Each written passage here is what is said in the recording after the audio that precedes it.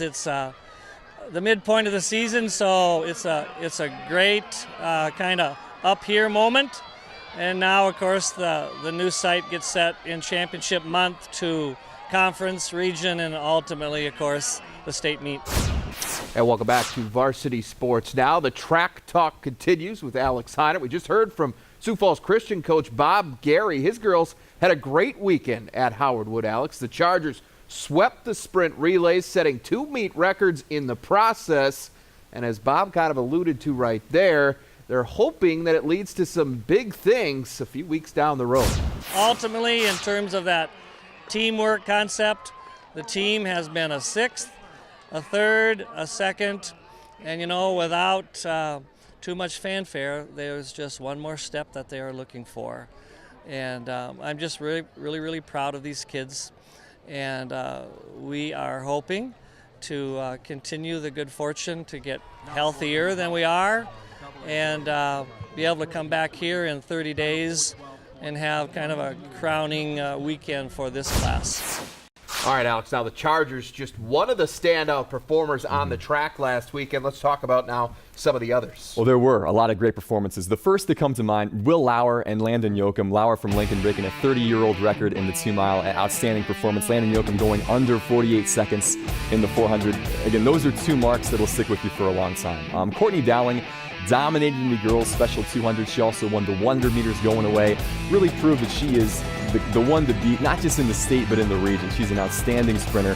As a team, also, too, on the girls' side, no one dominated like Ipswich in Class B and Sioux Falls Christian, like we just talked about in Class A. 3 relay wins for both.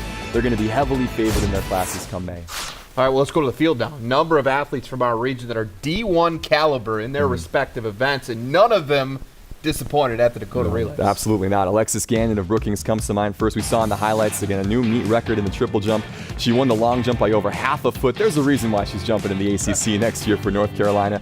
And Jack Lemke of Roosevelt. We talk about this kid almost every week, but he nearly breaks the discus mark, throws a 189 this weekend, wins the shot put over some of the best competition in the region.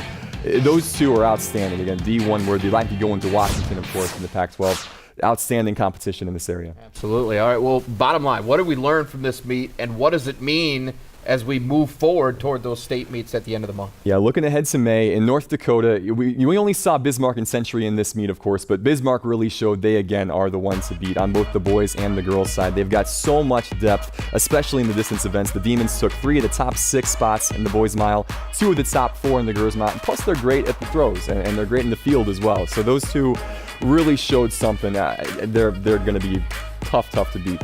And South Dakota Class AA race, still pretty wide open. I thought Stevens did very well for themselves. They showed they've got some great sprinters to go along with the outstanding distance team that we knew they had. The girls won the 4x1 this weekend. Pretty great for them.